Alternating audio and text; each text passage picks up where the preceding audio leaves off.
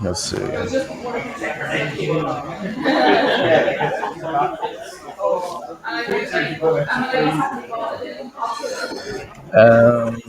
Hello, everyone. There's no one yet. We'll wait. Oh, here we go. Here we go. One person here.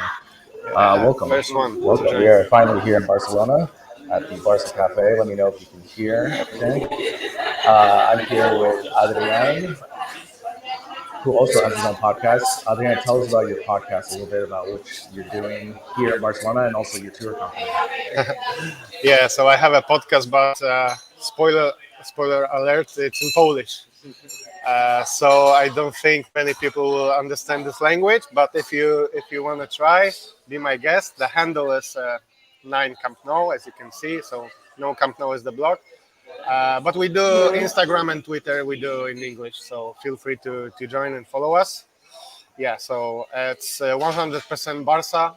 I live in Barcelona since 2015. And I try to share my passion for the team, because I actually moved to Barcelona because of this team. I mean, there was only one place in the world that has the stadium, the Camp Nou, and yeah, that's the story basically behind it. So we were talking earlier about how you fell in love with Barcelona and how you got into it. I'm always curious to hear the origin stories of everyone. So why don't you tell us how you got into Barcelona and ultimately how you became a Gulen? Yeah, so my father was a semi-professional footballer back in Poland when I come from, and so like football was always with me. Um, but I really started because of my cousin. That's like he was to me like an older brother, and he got the first Ronaldo shirt back in '96, and I had to get one because I wanted to be like him. So that's how it started. I remember like vividly. I didn't like the Blaugrana colors. I would prefer something else. But after some years, I got used to it, and now it's my team since then, basically. And so I followed the team for nearly all my life. And in 2015, I moved there. I moved here just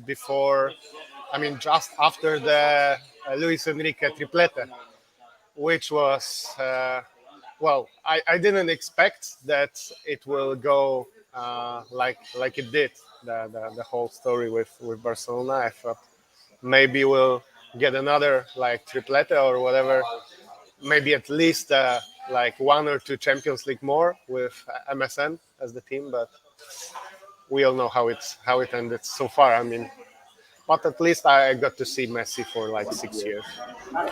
So that's always fine.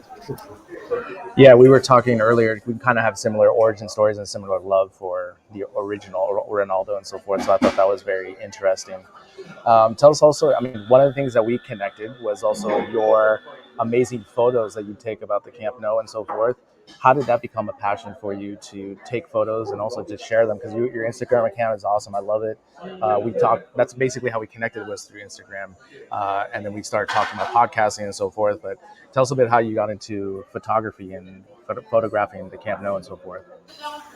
Yeah, so I always liked it. First of all, thank you. You're very kind. I try to use like 90% of the story of the posts and videos I do on my Instagram. They are mine. So it's really challenging to get the original content to do not like just like take other people's work and post it. It's quite hard.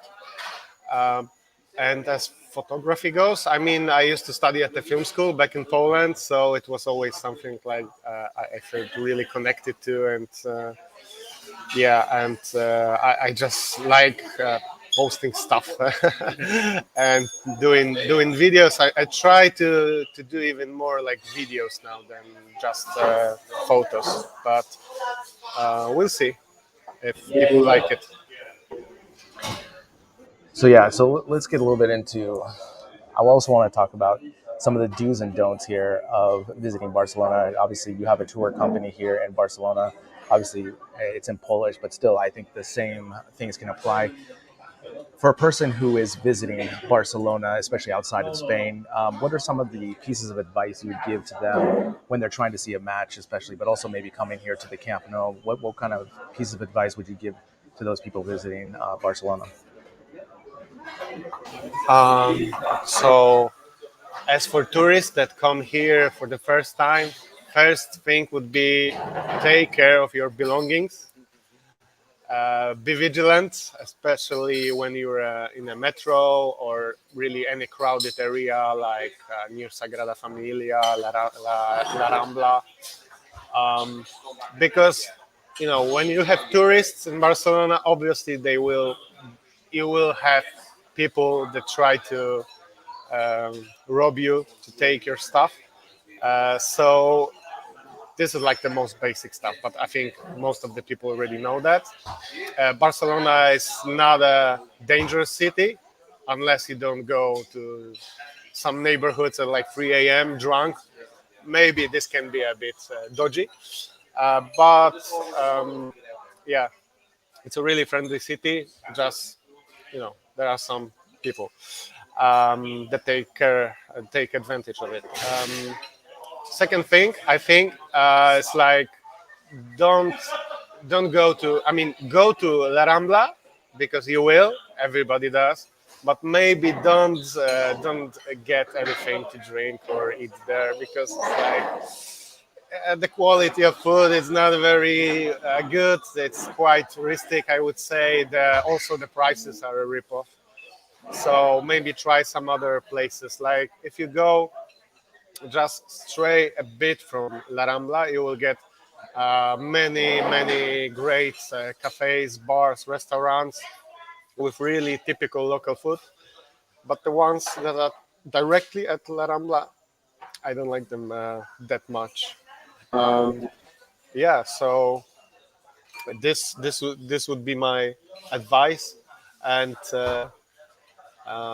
please don't be like this typical drunk tourist that comes to the city and like thinks that everything belongs to him, and you will be fine. City is amazing. There's like you can stuff that you can watch all the time. Like you can spend a month here, really. So, what about getting tickets for the matches? Do you have any advice on that? Because we were just looking at the tickets right before we got on here with the Valencia was 70% off and so forth. Obviously, if you're not a soci, do you have any advice on getting tickets, especially with with the confirmation of times? It's really difficult sometimes, maybe more than 2 weeks in advance. Any advice on that on getting tickets here at the Camp Nou? Yeah. So that's the most important thing that we should start with is the dates. Like you said, the dates for the games are confirmed. I don't know why. It's not football. It's La Liga, as they say. But for some reason, they confirmed the dates, the official dates for the games around a month before before the game. So it's important because in the calendar they are always on Sunday, but it doesn't really mean it's going to be on Sunday. So be very careful when booking your flight tickets, for example, because you might miss the game. Some of them, I think it was a Granada game like a month ago. It was actually on Monday. So many people had problems with that. As for getting tickets, obviously, it's the first place you start is fcbarcelona.com. You don't have to be a member. You don't have to be a socio. There are, for most of the games, the tickets are quite easy to get. It's just that you have to watch out when it's like a drop of tickets. Like they just appear out of nowhere. Basically, you don't really know when actually it's going to appear, but they will. And it's quite easy to get tickets for like 90% of the games. Now it's even, I think, after the pandemic, it's changed a bit in terms because just now we started to have 100% of capacity at Camp Nou, obviously. Before that, it was 60% just a few weeks ago, but still, it wasn't that complicated to get a ticket, even for like FC Bayern game, for example. You could probably get them even like 2 days before the game. So yeah, what else? About the seats, it's very peculiar thing because you don't really choose your own seats at the stadium. So, for example, if you buy tickets behind the goal, which is goal north or goal south, it's quite random. You can sit there or you can sit there. It's not like you can choose, unless you buy tickets like 2 or 3 days before the actual game. Then you can actually choose your seat, and it depends because, like, if you sit at Goal Sud, it's not that great compared to Goal North when you have the supporters, the ultras, the grada de animación that does all the singing and chants and that stuff. So keep in mind that. Also, yeah, yeah, I think this is the most important part. Maybe just like one last thing. The best seats are usually the at the second level of Camp Nou. So if you are higher up at the third ring, it's a bit farther away from the players, so you don't really see them that well. And if you are low on just near to the pitch, it's cool because you actually see the players. But sometimes it might be hard to see the actual play that is if it's across the field. So maybe. So I hope this advice will help you. All right. So good advice. Like I told you before, like living in Spain, it's much easier, obviously, to plan for a weekend to come see the matches. But a lot of people always complain and have difficulty getting matches, especially when they're coming from so far away, right? That we always complain about this with La Liga, with their scheduling and so forth. All right, let's get into football. Do we have to? We have to. We have to. We have to. So, obviously, the big news this week is that Pedri just got extended. Your feeling about Pedri going forward, how does Koeman unlock him to get more out of him? Because he is, I would say him and De Jong are definitely the two most important midfielders that we have right now. But still, I feel they're not reaching their full potential yet. As we've seen in the national team, that Luis Enrique has been able to do that with Gavi and especially with Pedri before. Coaching does matter, right? And so how, especially in this big matches coming against Valencia, how do they stack up? Maybe Koeman can find something that he saw against the Spanish national team. But give me your overall impression about Pedri. How, especially with his contract renewal, are you excited for the future with Pedri? Give me all your feelings and Yeah. good comments about Pedri. So the Pedri thing was, I think, the best news to come out of the Camp Nou in weeks, if not months, right? Finally, some ray of hope for the Culés that we have some future. Because, like, if I read some comments online, I feel like the club is already finished and we just let's just disband the team, like tear down the Camp Nou because it's over, because like Messi left. And it's not true. Barca is a club that has more than 120 years, right? So 22 years of history. It's not going to disappear, although some people tried. As we all know, cheers to our dear President Bartomeu. But it's not going to disappear. So in the end, everybody leaves, but there is always future. As long as we have La Masia and we have good scouting, like we did with Pedri, because we treat him as a La Masia graduate, but he's not really from here. We will have a future, and I think the future is quite bright for us. There is tons of talent in La Masia. I think that they will play because we have problems with money, right? But these problems can actually work to our benefits in the long run. Like in the longer term, yeah, we have problems with signing new players. But at the same time, we will have to play the La Masia kids. And some of them will grow to be stars. Some of them won't, obviously. Let's see. Let's meet in 5 years and we'll see how our youngsters do. But we didn't have that many talented players in even last 10 years, if you think about it. Who's the one player that was brought into from La Masia into the first squad and stayed was Sergi Roberto. And apart from that, they were like meteors, like comets, they would come and go. We had all this talent, but in the end, nobody really stayed. Nobody was given chance. We preferred to get expensive transfers from elsewhere. And now we have this great generation. I think Ansu Fati is one of the brightest talents in many years. I think he's the greatest talent since Leo Messi, and I really mean it. I've watched his debut. I watched nearly I think all of his games live at the Camp Nou, and I'm amazed by this kid. So as long as he stays healthy, he's gonna have an amazing career. So let's just bring in the youngsters. Let's fix our budget, and I will be more than happy. As for Kuman, what he can do, I don't know. For Pedri, let's just play him. I mean, just let him play.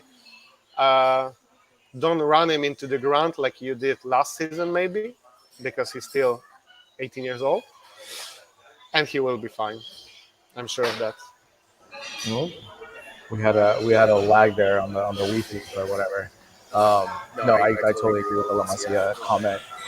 Sometimes it's a blessing in disguise, right? Because of the economic problems and stuff. Now we have La Masia. A couple weeks ago, I kind of did a breakdown of La Liga teams and their academy players, and Madrid only had two that are starting and putting quality time. Atletico only had one, and we had seven. So it's pretty remarkable because that's really what's going to get us out of this economic crisis, obviously, through using these players. Now, we saw, especially these past couple weekends with Spain, with Gavi and Busquets and so forth, I'm still worried about Busquets because he did show, again, with the Spanish national team, that he can still have moments, which I do not deny. But I'm looking for the consistency for the whole season. I don't know now, especially seeing Gavi's ability to play maybe a Busquets role. Would you take a chance on running the midfield of Pedri, De Jong, and Gavi, and maybe have Busquets come in for lower matches, or do you still want to ride Busquets out for the rest of the season? What are your feelings on that? I think we don't really have an alternative to that. I mean, sooner or later, Busquets is not going to be our starter in 2 years, right? He's already shown the signs of age. I mean, we don't see it that drastically because he was never a really fast player to start with. He was never this guy that was relying on his speed, athleticism, and so on. He was more of an intelligent guy that knows how to position himself on the pitch. Uh, but sooner or later, we have to find somebody to replace him. I hope this person could be Nico Gonzalez. He's a younger star that doesn't really have that much hype, but I think he will because I remember seeing him a few games live at the Barca B at the Johan Cruyff Stadium, and I was amazed by this kid. Like there were games when he didn't even lose like one ball. He didn't misplace even one pass. So I think I hope he will be the answer for that. If not, let's keep searching. But our midfield really of Pedri, Gavi, and Frankie De Jong would not be our greatest problem. It's in attack and defense right now. The midfield is fine. Well, we always create new midfielders in. So we even have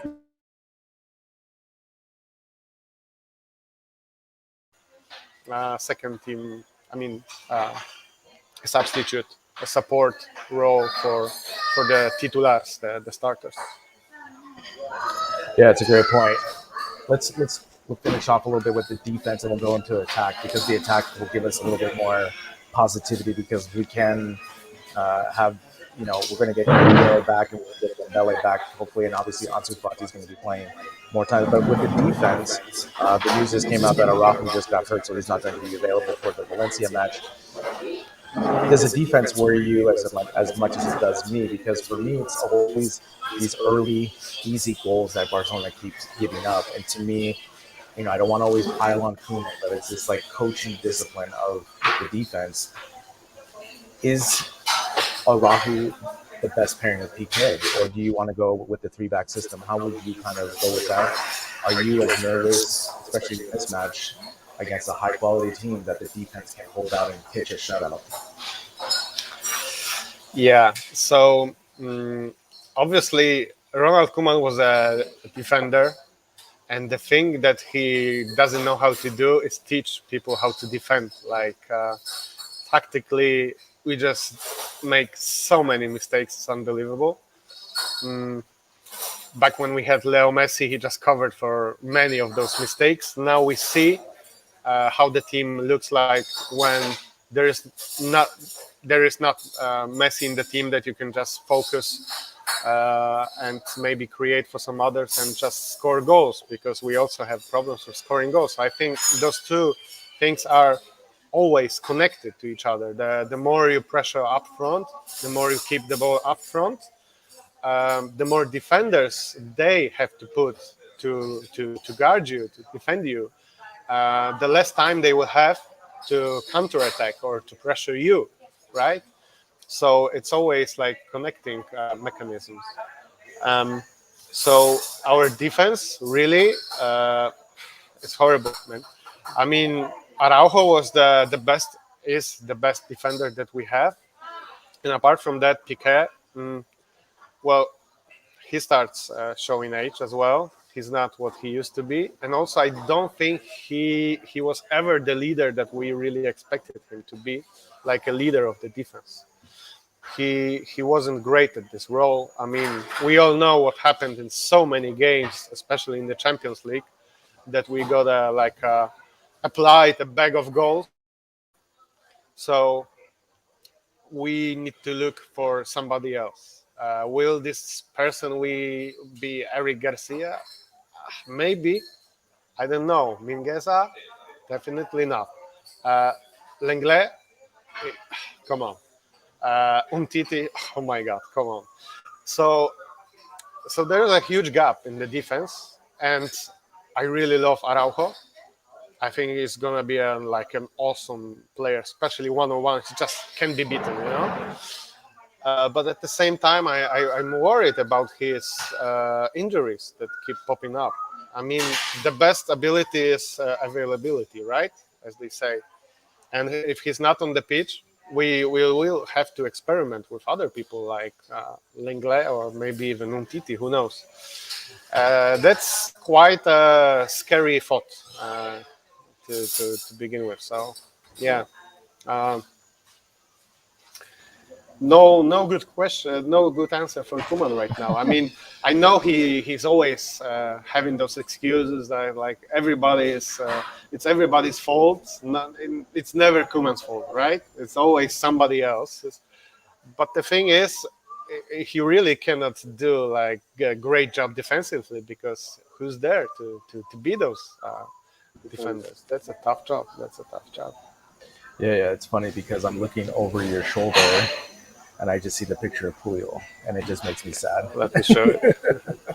Yeah, And I mean, if you gave me if you gave me a chance to bring back one player from all these years, I would really, obviously Leo Messi would be first, but the second one would be Puyol, because we need this guy here. This guy here. We need them not only as a defender, but also as a spirit of the team, as a captain, a true captain of the team. We need it more than ever now. Yeah, I think you brought up a good point. That the injuries, the minor little injuries of Araujo are concerning, because he plays 3 games in a row and then misses 2, right? And it's kind of like that thing. We need the consistency because we know, I think he does have a bit of that Puyol spirit in him. That's what I really love about him, Sure. especially when he does the post-game conferences and so forth. But again, he has to be on the field consistently. And as we saw Puyol in his last 3 or 4 seasons, he started to deteriorate, and also we had our defense that deteriorated as well. So again, like you said, he was a great defender. When I think of Koeman as a player, I don't think of him as a lockdown defender, but he was one of those modern defenders, right? That was able to score. Obviously, I'm looking at the other picture of him with the other side scoring the Champions I League will goal. try to show him. Yeah. I think it's too far away, but Oh, he's there scoring yeah, the goal in the a goal. 111th minute versus Yeah, yeah, Sampdoria in Wembley yeah, yeah. '92. So again, I just think it's one of those things because again, like you talked about with Eric Garcia, against Benfica, right? Benfica normally doesn't scare me, and in the 3rd minute they scored that easy goal. Please don't remind me. Yeah, No, I yeah, was there, right, in yeah, yeah, Lisbon. yeah. Please And don't. this is the thing, you know, the idea of that movement, right? It's just a one move inside the box. I just felt like Eric Garcia was not prepared for that. Like he had not seen that on film. It's like all these things that I see, right? Now, let's end on a positive. Now, you talked about Ansu Fati. Everyone is very excited about this because he's obviously the future, but also he's the new number 10. What can we expect from him? I mean, is it too much pressure for him at this age to really bridge the gap from Messi leaving? Or do you think Ansu's just the perfect person right now and it just worked out that way? He's the perfect number 10 and he's going to deliver on the goods. And maybe, do you think he's going to score more than 12 goals this season? What do you think? Yeah, if he stays healthy, that sure. I mean, he's that kind of player. Like I said, I'm a huge believer in his talent. Uh, as for number 10 and the pressure, obviously there is a pressure. Let's not pretend that it's not. I mean, you get the same number that the best player in history used to wear. So that's a huge pressure for an 18-year-old. I mean, I would be super scared, if it was me. But then again, that's why, among other things, I'm not a professional footballer and I don't play for FC Barcelona because Ansu has this beast mentality, has this like nobody. It's like he doesn't give a damn. That's his edge. I mean, he's a super nice kid. Don't get me wrong, but at the same time, he's like this. He never gets rattled by anything really. He's always in the zone, and we saw that a guy didn't play football professionally for a year. He comes on the pitch and he scores a goal. Like I wasn't like, who does that? I mean, we all were expecting him to just go on the pitch, don't get injured, please. Maybe don't lose too many balls. Maybe get one shot on the goal, and that's it. And then he scores a goal after 1 year. So that's amazing. That's the kind of mentality that I think Ansu uh, will bring Ansu to the highest of the levels, as long as he stays healthy. Because health is a worrying thing for him. That's his second long big injury already. So I worry about that, but I don't see a reason why he shouldn't be our top, like the number 10 for the future. One thing that I just noticed yesterday, I did a Q&A on Instagram and somebody asked me about Ansu, and I was like, well, if Ansu gets around 250 goals plus assists in his career in Barcelona, that would be an awesome. He would become a legend, right? So imagine Leo Messi has nearly 4 times that, nearly 1,000. That's just mind blowing if you think about it. I think we start to realize what kind of a player Messi was. There will never be another Leo Messi. Maybe in like 50 years. I don't know. I wouldn't bet on it. But the thing is, we're not expecting him to be another Leo Messi, right? Because if we give him support, which for many years Leo Messi didn't have, and we build the team right, he doesn't have to be the Leo Messi that carries the team. So we'll see. We'll see.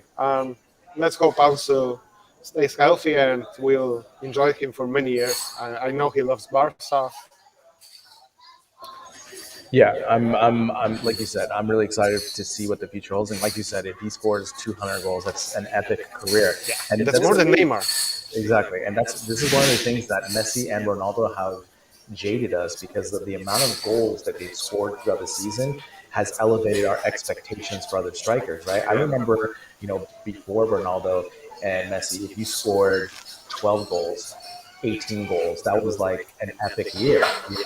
And now these strikers are expected to have more than 20. So, again, I'm really excited to see what. You remember Messi scored over 90 goals in one calendar year. So how is that even possible? I mean, that's the thing. And just on a side note, let's appreciate how great of a player Luis Suarez used to be, because he's the only one that got in front of Cristiano and Messi twice with the scoring, with the golden boot. That's a great answer, though, yeah, because that's the thing. You get lost because we remember Suarez, especially in the last couple seasons, but man, he was such a great number 9. Well, we'll finish off with this. Prediction for the match on this weekend against Valencia. How do you see it going? What is maybe the one thing that you're going to hyper focus on to see kind of where the match goes? Obviously, my expectations are really low right now. I think that Koeman is maybe not finished entirely, but I think he knows that he's not going to be our coach for a long time now. So I don't think that the spirit in the team is very good. I will hope to see some goals and to get 3 points, but it's not going to be easy, especially after the national team break, which is always hard. It used to be hard under Guardiola, Luis Enrique, doesn't matter. Every time we come back from the national teams, the other team is more rested, obviously, than us. So let's hope to get 3 points, and let's focus on Real Madrid and try to win this game, because in the end we are Barca. We shouldn't be afraid of anyone. Yeah, it's a good point. I think for me the biggest thing is I'm going to be looking at just the midfield and just the attack, if it's more direct, that we've kind of been hoping for to see. But again, Valencia is very physical, especially with Bordelas as the coach, the former Getafe coach. So this is going to be a tough match. And just like you said, this team is going to be rested, and we always come back from these breaks really slow and slow motion. So we'll see if Koeman has them ready. I'm really hoping. Like you said, my expectations are low, but at the same time, I'm hoping that they can get the 3 points. So we'll finish off there. Thanks, Adrian, for joining me. It was great to talk to you and kind of get the do's and don'ts about Barcelona, and also your opinion about the season so far. Yeah. Where can they find you? I know you have a blog and website and everything, so go ahead and plug away. Okay, thank you. So thanks for having me here. It's good to finally meet in person, right? Because we didn't have the chance because of this freaking pandemic. So if you would like to follow me, you can. Here's the handle, 9 Camp Nou. Check me out on Instagram and Twitter. We do stuff in English, so feel free to check it out. And yeah, let's hope that the better times are ahead of us, not behind us, right? For sure.